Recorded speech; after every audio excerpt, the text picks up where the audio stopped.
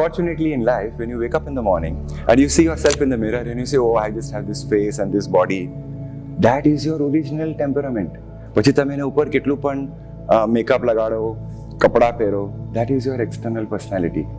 So outside in the world, when the entrepreneurs are working with their team members or with colleagues or even in their personal life with families, their tendency is કે હું આ માણસને કેવી રીતે change કરું. That is a fundamental flaw in learning our સ્વભાવ.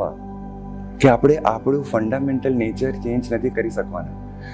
આપણે એને શેપ આપી શકશું, આપણે એને ડિઝાઇન કરી શકશું, પણ એ ફંડામેન્ટલ નેચરને ચેન્જ નહીં કરી શકીએ.